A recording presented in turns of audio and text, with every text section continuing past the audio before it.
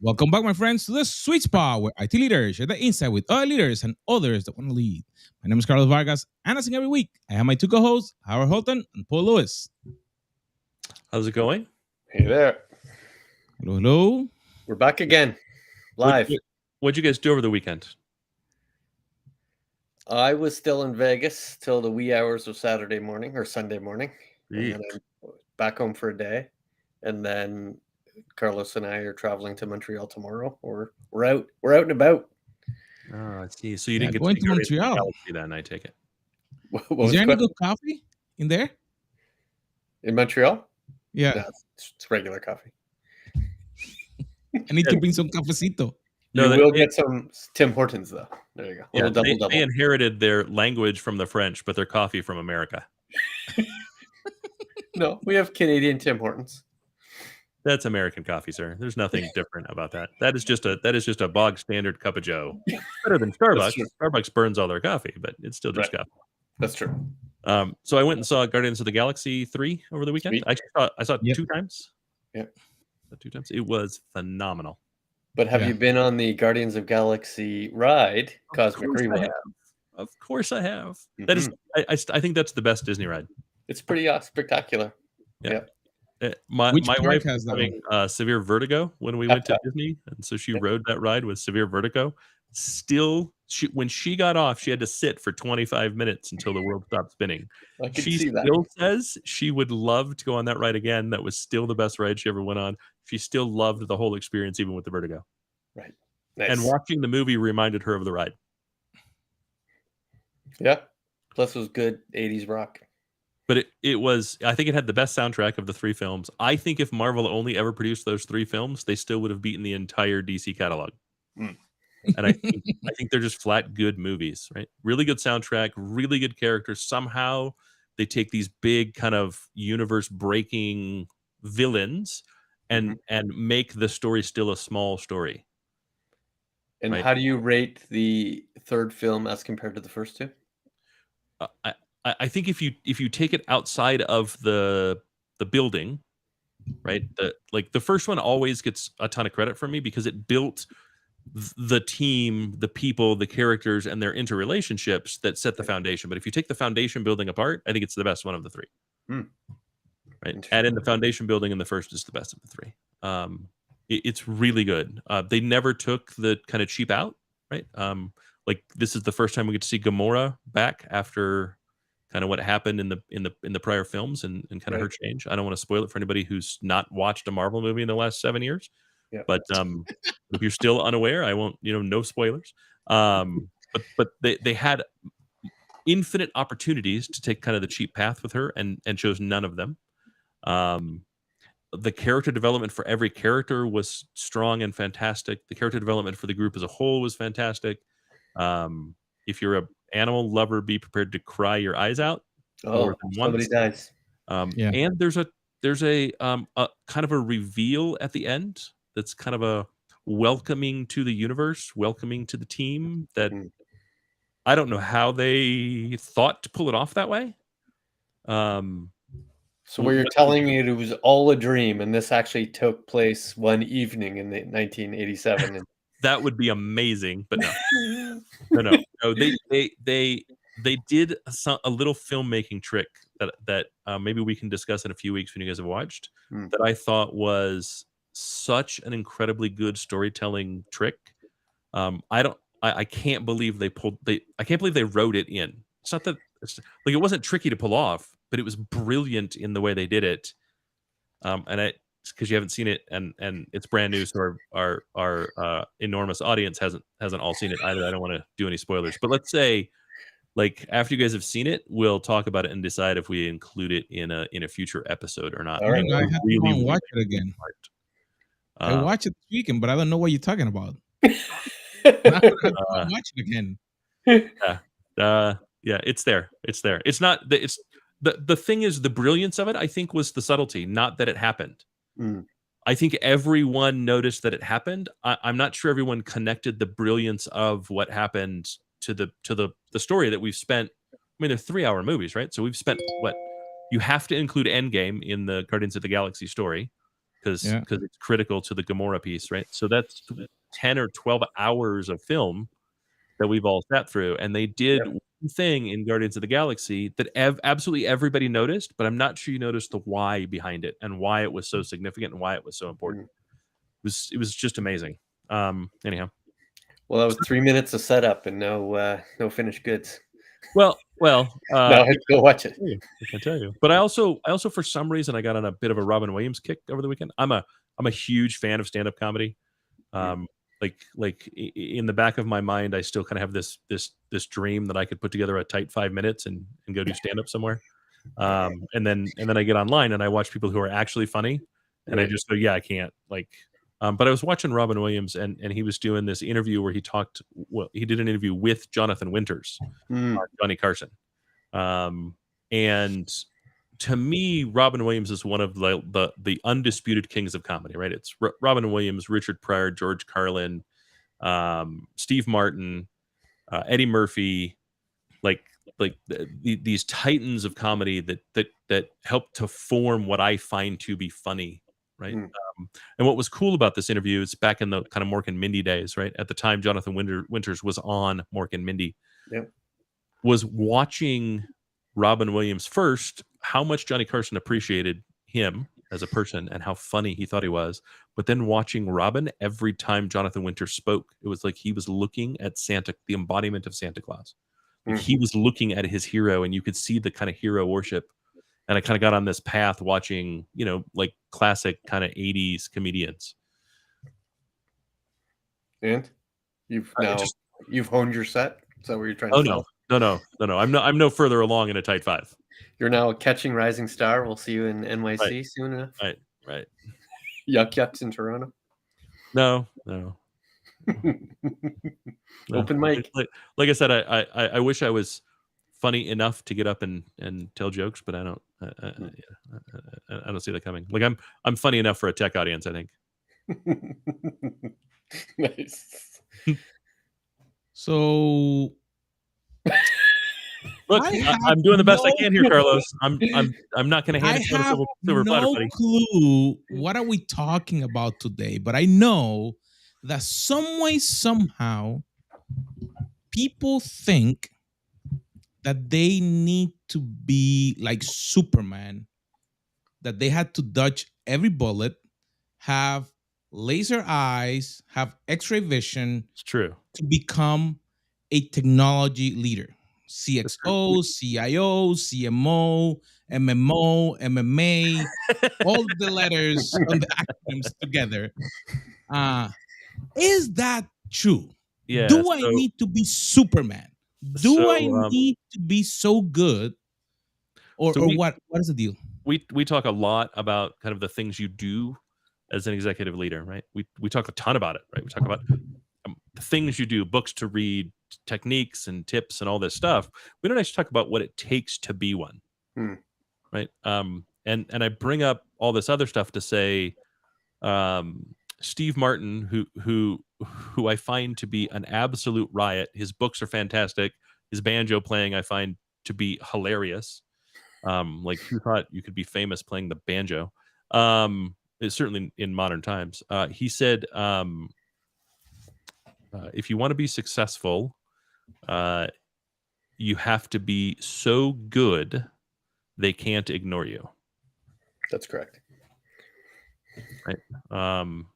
And I think that's an important thing to talk about, right? Because I don't know about you, Paul, but it's how I got to where I am. I didn't get here by following some prescribed textbook set of answers from an MBA program that said, in order to be an executive, you need to be able to do these things. Instead, I just did everything I could to be the best I could be and be so good that I couldn't be ignored in the room, and continue to get promoted and promoted and promoted and promoted until I sit in the seat that I've now sat in for 15, 16, 17 years. Is it the same truth from internal validation versus external validation? Or are they different things you need to be good at? So if the external validation is getting on to people calling you to get on stage, right? Inviting you to be a participant in the webinar. requires some sort of external knowledge, but internal might be your ability to deliver successful projects. I don't know. Are they the same? Are they different? Do I need to work on both? I think no, I don't think so. At the same time, I've stumbled up my whole life, so I don't, I'm probably not the authority, but I've never. It's only been really, really recently, and because it's part of my job, where I've thought about the external piece. I've never thought about it before, and I don't think it's required to be in this role. We've talked about the value of the kind of external advocacy, the things that you do that promote you and build your reputation, the stagecraft, the appearances necessary to do that. That you do that for you. Sure, your company gets benefit, but you get 80% of the benefit. Your company maybe gets 20%. Right.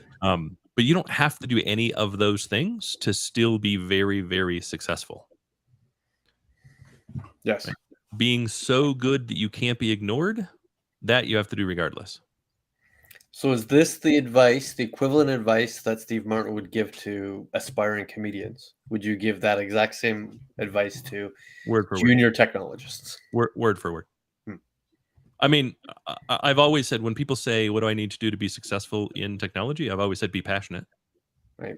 If this doesn't interest you and excite you, then you're probably not, it's going to be much, much harder for you to be successful. Right. Which is really, if you're passionate about something, you want to be really good at it. And when you're really good at it, people think of you as an authority. And when they think of you as an authority, they want to promote you so that your voice is more heard, so that you get more amplification from that authority. Mm-hmm. And they will continue to do that until there's nowhere left to promote you, or you're no longer seen as the authority. It's difficult advice to give and difficult advice to receive, mostly because people see progression as a path, right? They see it as, what activities do I need to perform, right? What projects do I need to deliver? What skill sets do I need to create? What people do I need to lead? What breadth or depth of things have to occur for me to get to this level? And some of that is true because you have to have some experience, but it's hard to say you have to be really, really good at being a technology executive to be a technology executive. So what's the best? How do you really define that? Yeah. What's the best meal you've ever had? Joel Robuchon, I don't know, 12-course meal in Vegas. Yeah, the tasting menu, right? Yeah. Probably the same for me. Yeah. It'd be tough to come up with a meal that I think is better. Which dish was the best? Ooh, that's probably the birthday cake they made when they found out when I arrived it was my actual birthday that day. Sure. Okay, I didn't have that, so I missed the best meal in the world. Right. I mean, my point and where I was going with that is, if you ask 100 people what the best meal is that they had, they're going to each pick a different meal. Right. And part of the problem with this expectation of a roadmap is, yes, there are things we all have to do. We don't have to do them in the same order. We don't have to do them the same way. We don't have to do them to the same caliber or level. The expectation isn't that we necessarily succeed the first, second, or third time we do it. But the thing that you can't take away is, you have to be so good you cannot be ignored. It's the one truism of everybody's path to any level of greatness. You have to be so good that you cannot be ignored. You don't have to be so good you can't be not liked. You don't have to be liked. There's plenty of unlikable CXOs. And I think the other important thing is, you don't have to be the best. Right? I did some quick Googling before we started recording. And there are roughly 10,000 publicly traded companies with global revenues greater than, in the US-based companies with revenues greater than $50 million each. So that's ignoring all private companies, and that's ignoring all technology startups. So just that is 10,000. That means there's 10,000 companies that need a CISO, a CIO, and a CTO. Right.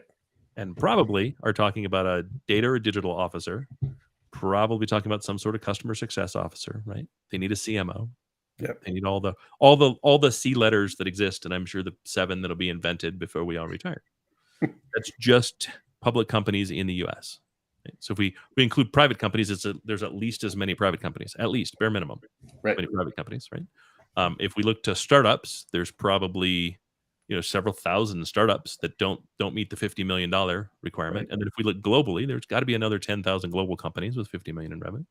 So what is that, 50,000 opportunities to become a CIO, a CTO, or a CISO? So given the 10 years, 30 months, there's a lot of churn to create opportunity for you at any one period of time. Right. Now So the question is, have all of those 50,000 CTOs followed the same path? Did they perform the same activity? Do they have the same skill set? Do they have the same do capacity? five. Do five. Like okay, you could probably say there's some large percentage that took kind of the MBA path, right? And that's how they got there. Okay, cool. Yeah. So after you take those away, there's still at least half that have a different path, Right. And I don't think the MBA is the current path. I don't think an MBA is going to help you get there. Not today. I think the kind of 2000s, the aughts, saw way too much overproduction of MBA churn to have that have the same value. Now, I think I don't think there's any problem with getting an MBA to support the experience that you already have, right? But if you think an MBA is going to be that experience, I don't think that's true anymore. I think there was a period of time where that was the best degree you could get, but I think that time has passed. Certainly, there's a much broader graduate course set, right? So there's masters of business analytics, there's masters of artificial intelligence, there's masters of tech leadership. So it's far broader than it ever has been, and therefore you could pick and choose which credentials would make more sense to you. And it's not a 4-year MBA; it might be a 1-year tech certificate, right? Graduate certificate, which might help you more in the program in the career to which you want to enable. But again, if you're hoping that a piece of paper is going to get you in that door, it is not. Right. It is still some supporting information for you that you chose on your journey to be so good you could not be ignored. I'm going to keep saying it that way too. Be so good. And when you look at those 50,000 CTOs, what percentage of them fall in that category? What percentage of them would you say are so good at what they do they couldn't be ignored? All 50,000? No, 10%. 10%. Right. If you add like tech startups and you add private companies, I think it actually starts to shift. Right. Especially if you lower the dollar requirement, right? If you're like, well, any company bigger than 10 million in revenue, I think it changes as well. Right. Because I think as the organization size gets smaller and the overall team gets smaller, I think it requires you to be a whole lot more passionate to be good in that space, right? It's also the question of how many job changes have there been, right? Like if you look at the average tenure, it's a well-known statistic. The average tenure is 4 years for a CXO at any organization. It's a little shorter for tech people, but still, if we stick to that, you're going to find there's going to be a skew that makes that somewhat untrue, right? And so I would look at like if I was starting over, I would look at are there any commonalities within the path of people who are going to follow a path similar to mine? Right. If I want to take 25 years working at the same organization to eventually, hopefully, become the CIO or the CTO or the CISO, that's going to be a very different path, right, than someone who promotes through changing positions and seeing new companies and continuing to change roles and move up that way. And I think that is as optimistic, right? So when somebody asks me, how do I become the person that you are? My very first answer is that shouldn't be a goal of yours, right? You need to be the person that you're going to be, not the person you perceive me to be. Because the reality is you've only seen me for an hour, and therefore you're making an odd judgment call on the hour that you just received. You've seen the best of what I can do. You have not seen the worst that I could possibly be. So so aside from that, right, I'm not who you saw. I'm just that in that hour. But that being said, you need to create your own path. And because there are 50,000, 100,000 paths one could take, you could still be very, very successful delivering on things you want to deliver on without having to take the exact path that I took. Yeah. In fact, I could argue that I made lots of missteps in my path to get to where I am, and I probably could have been faster and better and more interesting and more valuable throughout my career. Certainly, right? I've gone there. I've turned left when I should have turned right many times. Yeah. Now I can offer situational awareness, right? To say, in my opinion, I would turn left more than right in these situations, and For hopefully that sure. helps you in your career, right? But it's hard to say that if there's a 5-path choice, that 4 of them aren't amazing and one of them is less amazing. Sure. Right? It doesn't mean only one of the 5 is good, right? It's much Well, more likely that 4 of the 5 is good. Sure. And even then, right, if I look back on the mistakes that I made, what would have optimized my journey given to someone else isn't going to necessarily optimize their journey. Right. And that's another important distinction, right? The And only why? Why is the big reason why that's true? because we're all different. And the time is different, and the place is different, and the opportunity is different, and the employer is different, and the skills are different, and what they looked for was different, and what I had was different. Yeah, I think that's just another way of saying a good portion of my success is based on the luck of the situation. Yeah. Right Yeah, time, right place, right company, right leader, right stuff. And I said the right things at the right time to the right people, like just Right. on and on and on and on and on, right? Like, it was Right. it just worked out that everything was right. Yeah. So it still doesn't help with the about being so good that you can't be ignored. How do you define good in that statement? What does good mean? I can define it for me. Okay. Means I consume, I reflect, I take in multiple sources of information about the same topic from every place I can get it, right?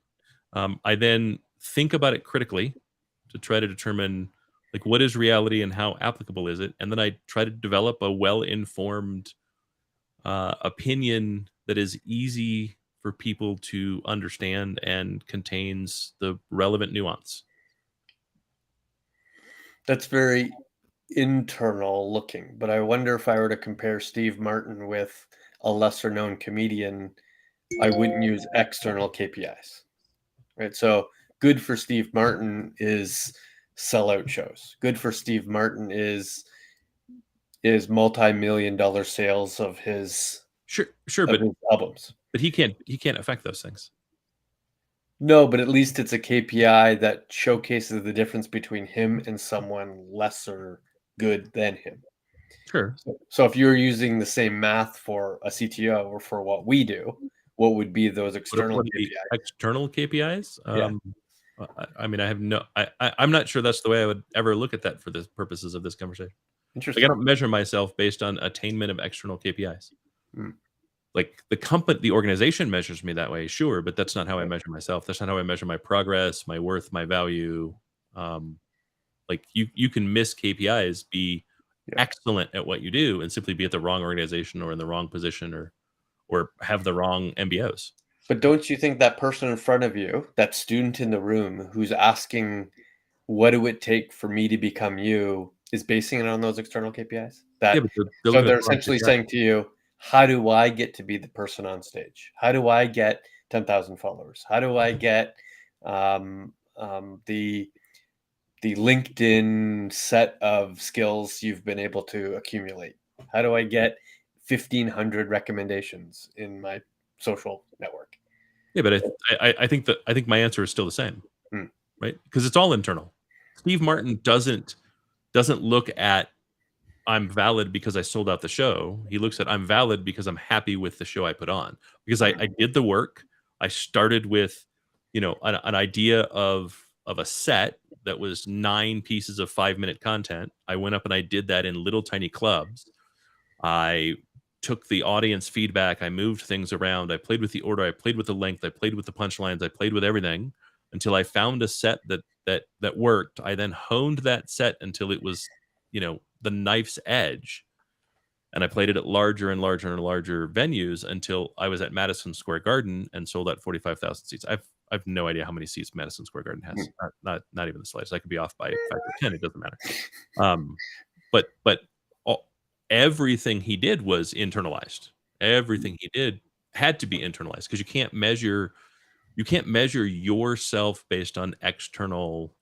Like I don't set out to get 10,000 followers on LinkedIn or 1,500 recommendations or any of those things, right? I set out to develop the things that I can produce that have value, and those are the results of those things. Those are the appreciation shown by those external.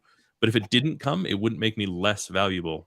It wouldn't make the quality of the production of the work of the effort less valuable, right? It would then mean I had to change something. I still have to change something internally to change those external things if those are things I care about. But I agree with you with one exception and one caveat. I'll start with the caveat. I agree with you that one shouldn't measure yourself from the external intrinsic goals to which have been achieved, right? That you got invited to this webinar and now people are hearing what you're saying. The caveat is this isn't the first time I've said the words. It's not the first time I've presented this content. I've, like Steve Martin, did a lot of bad shows before I did a lot of good shows, right? You're seeing the 100th time I've said this, not the first time I've said this. And therefore, you can't perceive what you just heard as being off the cuff thing that is, I just made up in the time. So appreciate work when involved. Got involved to get this thing. Right? As someone who makes all this shit up, you can't actually interpret it that way for me either. Right? I don't know. I've heard you say things from the cuff several times, and from a category perspective, they were the same category of story. Sure, but they're actually the same story, right? Like, I have a lot of improv capability. It's something I've worked on. It's something I've built. It's a skill that I have refined. It is still a skill that I have refined. Right. The amount of work that goes into being good at improv is huge. I'm working through some automated workflows. So I happen to be listening to a talk that I recorded. I only recorded 4 minutes of in 2018. Yep. I am so much more polished today than I was even just in 2018, 30 years into my career. Right. You're constantly going to get better. You're constantly going to improve if that is your goal and you spend time to do it. Sure. Right. So that's the caveat. The exception I make is you still have likely a lofty goal. So let's say I had a lofty goal to be main stage TED Talk. If I achieved a main stage TED Talk, I'd say that was an external extrinsic goal to which I achieved, to which I feel is a successful marker on my career. Sure. So it's not every webinar that I say is an extrinsic marker, but that might be, right? There might be 2 or 3 of these things that you still have a goal to achieve, some ultimate check mark that you're trying to get to. Sure, but you can't tell anyone that's like it's still not how you're measured. Like that's not a step, that's a destination. That's a, you know what I mean? Like that's a gate that you walk through. It's the 10,000 steps that brought you there that are the things that's we'll say valuable, right? We could argue whether it's truly valuable or not, but ultimately, I don't mean that there's not value in being on.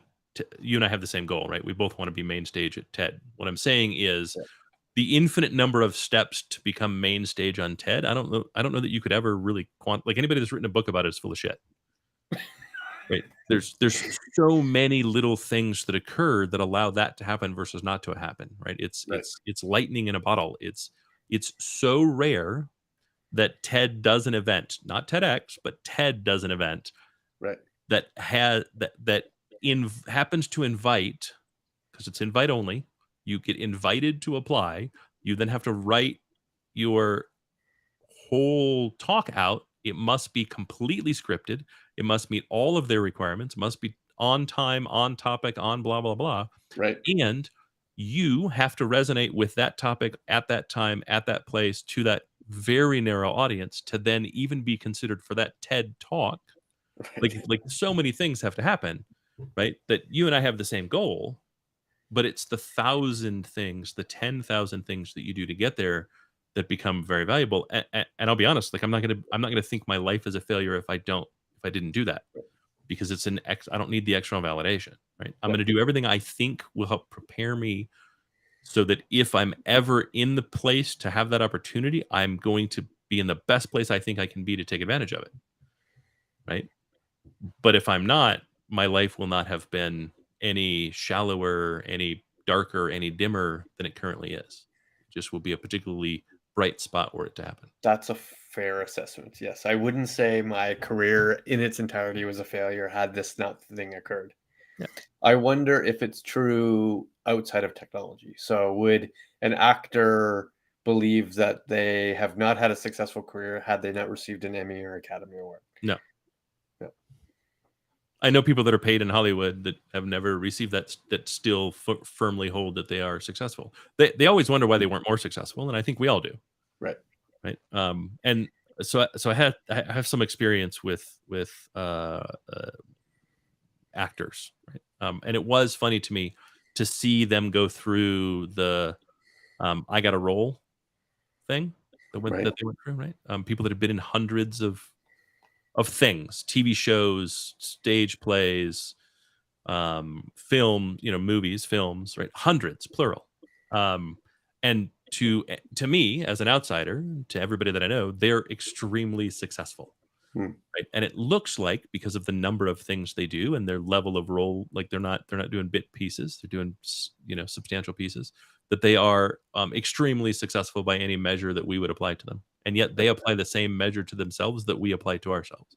They're still thrilled and excited and honored and bemused that someone would offer them the part, right? That the thing they did in the room or the thing they did on the screen, because maybe they didn't audition, resonated with the person making that decision and they decided to go with them, regardless of their level of success. Like I'm sure Tom Cruise maybe doesn't do that. Like they get offered, at that Right. level, you get offered things that are so huge.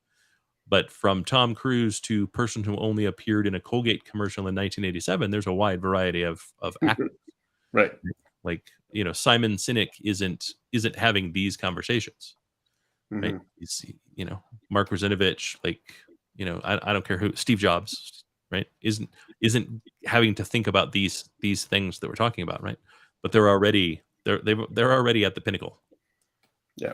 Right. Well, and I'm glad you mentioned that because that was going to be like my next category of conversation is usually when the question comes to me, it feels like, Paul, you've met the goal. You're at the end of your career. You've done awesome things. How do I get to what you're doing? That's just because you look old, Paul. Exactly. But my kind of internal response, even though I never say it, is, but I'm not done yet. I have other things I wish to do. I don't think when I define my career that I'm at the end or at the peak. I think there's still lots of mountain to climb. Is that actually true, or am I at the, like, are we at the end here, or is there in fact still peak? And when you look at CTOs and CIOs, is there even somebody we would look at in our career to say, or in our category of work that we're striving to be like? For me, the answer is yes. Like I still have my, I don't know, professional heroes. I don't have non-professional heroes, just for the record. Like I just have professional heroes, people I appreciate for the job they do to an insane level that I want to emulate and follow as much as I possibly can. Right. I brought up a few of them.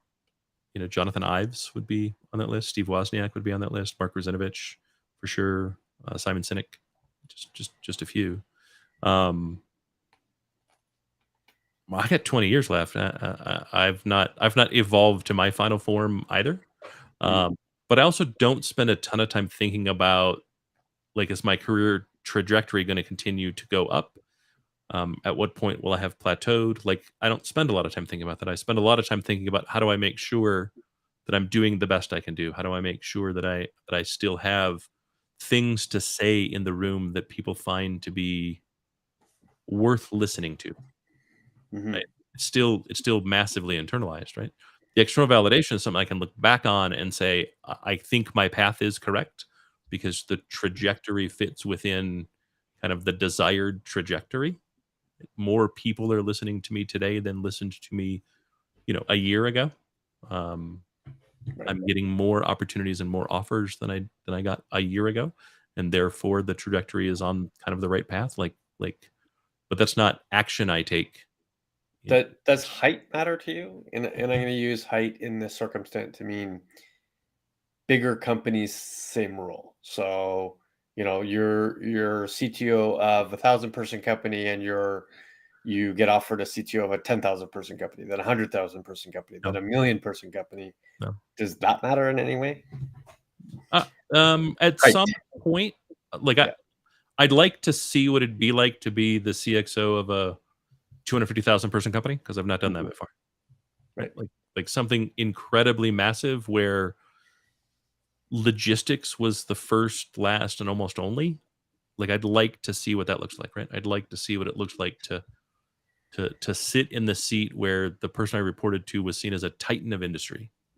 Like, one of the few. I think that'd be interesting. Wrote his own books.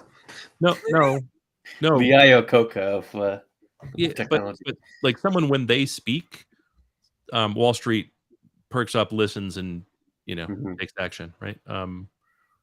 Like I'd like to be a CXO there. I'm not sure I'd ever be invited in the room. There's a personality to that I don't have. As has been said, I'm rough around the edges. I think I could do very, very interesting things in organizations that had that level of scale, and I'd like to see what that looks like. I've not had the opportunity to feel that before. I keep trying new things, right? For me, it's been industries more than anything. And I've really enjoyed the experience that comes from that, right? How the change in perspective occurs and my personal evolution occurs by doing that. I've never done incredibly massive. But I don't look at, I don't think a 10,000 person organization's that much different from a 50,000 person organization. It's that much different from a 50 person organization, right? The scale and logistics change, but the purpose and goal doesn't. And I don't get any more or less satisfaction from those levels of scale, regardless of kind of where they sit. I think it's still about what's found within you and how much work are you doing to evolve and change and grow. And I think large organizations just have the reality is large organizations, you're still working with the same amount of people that you are with smaller organizations, right? You only surround yourself with 30, 40, 50 people, and whether you're leading 1,000-person team or a 50-person team, you're still only talking to 30, 40, 50 people, right? Like, I've led larger teams, and I've led teams where the vast majority of the people I might have walked by on the way to my office and still don't know their names. That's just how it works, right? And unfortunately, the bigger the team, the more likely that list of people become rows in a spreadsheet, not actual people with names. I find it less interesting, which is why my answer to that question would be, I have very little goal to be on a higher mountain. I think that would be a less fundamentally interesting job, even though you'd have bigger buying power. I think what's most appealing to me is sort of spot opportunities. So I'll give you an example. If an opportunity were come to me to be the CTO of Magic Kingdom, I literally would drop anything I do for any time, for any reason. It could be a third of the pay. I'd go and do that job, just as an example. And I'm sure there are dozens of those that I could think of and tweet about that I probably would do that for, and no other constraint would stop me from doing it. Sure. CTO of the Magic Kingdom, I'm in. CISO of the Magic Kingdom, I'm out. I don't want to be responsible for that security. But I agree. And there's people that I love to work with. I've brought up Mark Brzezinowicz more than once, right? If I get an opportunity, and whatever job they offered you is the job you would take, and you would enjoy it. Correct. Yeah, you might be their bagman, but it would be perfectly fine. You would enjoy that role. Correct. More coffee, sir. No problem. Yeah, no problem. Because you learn more in the coffee getting than you would not being a coffee getter. Yeah, and that's kind of how I view it, right? What is the learning potential? How does my perspective change, and how do I evolve because of that role? Right. That's what makes it interesting and exciting to me. And maybe that's the term, right? So when somebody comes to me and says, "How do I become you?" my answer needs to be, well, you have to be really, really good at what you're passionate on doing. And then turn the channel from trying to achieve an elevated goal through an organization to wanting to do anything that still follows your passion. If you can turn that channel, right, then you can consider yourself a success. Agreed. Carlos, Well, that was deep. looking at that is actually very interesting because definitely the passion is what's going to drive you. The passion is what's going to help you to move forward and actually become, like you said, to get to that next level. Doesn't matter if it's inside or outside, but to move. So, my friends, I actually was reflecting a lot, seeing both of you. One last question. If there is one thing that could start someone else, where should they focus? Should they focus on the outside or on the inside? If there was one thing I could give you to be successful, it would be, I guess it's a two-parter. Be open to learning from wherever it comes from and make sure that you are, as often as possible, not the smartest person in the room. My advice would be to figure out what you're passionate about and just do it, even if you fail at doing it. If you're passionate about writing, write a 200 word blog, even if you don't like the outcome of it. Then do that again, and then do it 50 more times, and then do 100, then do 1,000 word, then do a 2,000 word. Eventually, you'll master it. There you have it, my friends. Try, do, make sure that you share, you subscribe, and we'll see you on our next episode.